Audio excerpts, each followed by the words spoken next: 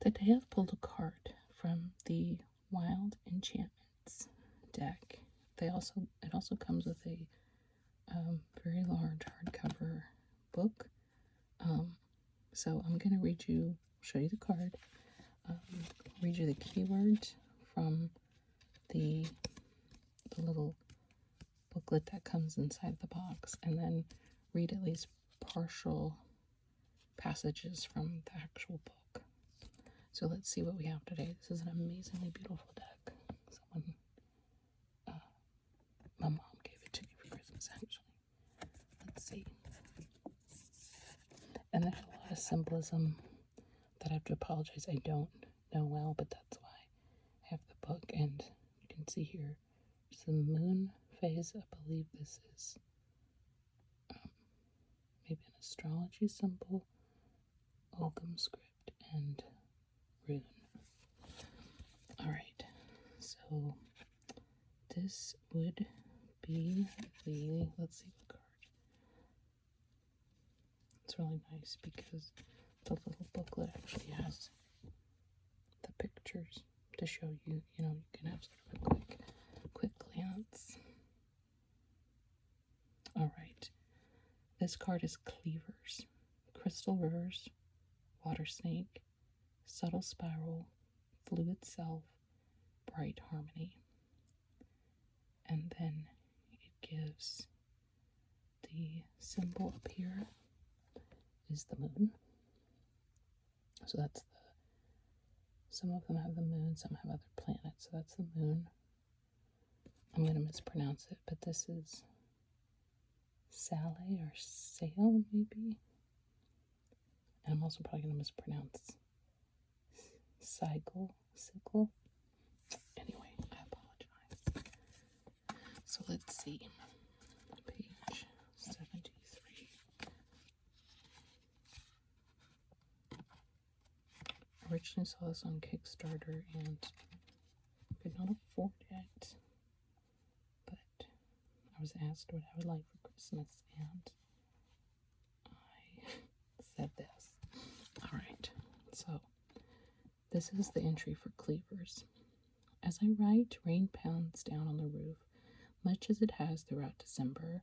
Under the ceaseless downpour, the ground has become marsh-like and mud is everywhere. It's early January, and the young cleavers stand cheerful and sprightly amongst the mud, their vitality a stark contrast to my dwindling patience with the constant presence of water.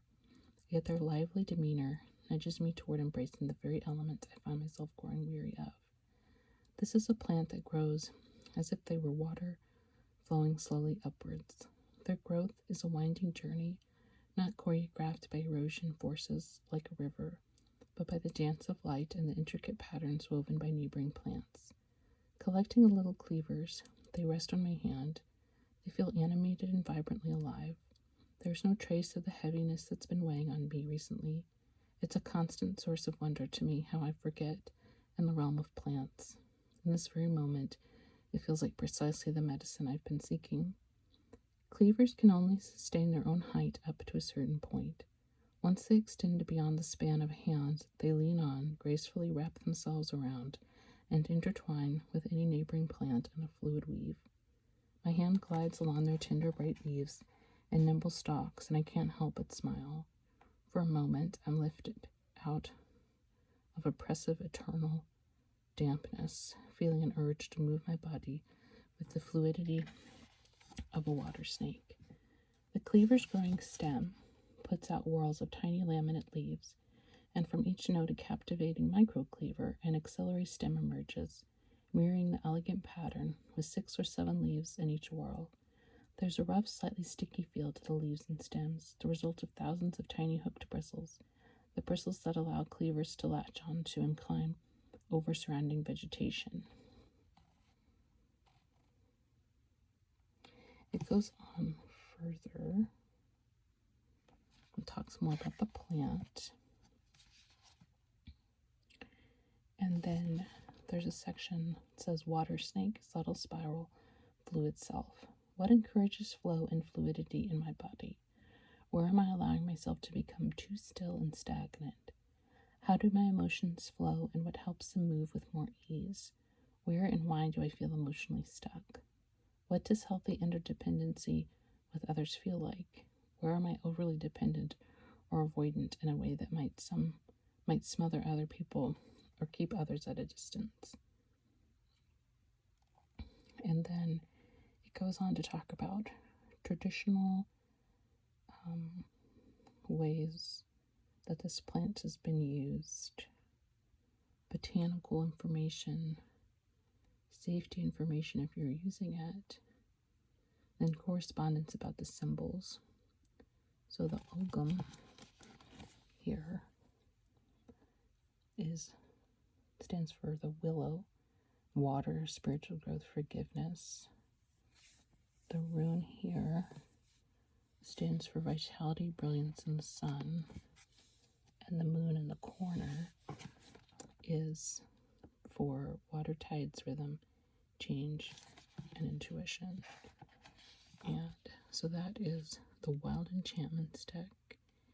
And I was just giving a little tidbit of the entry. I think each little entry is a little different, but gives a lot of information on the particular plant. So especially if you're an herbalist, this is probably a deck you might enjoy.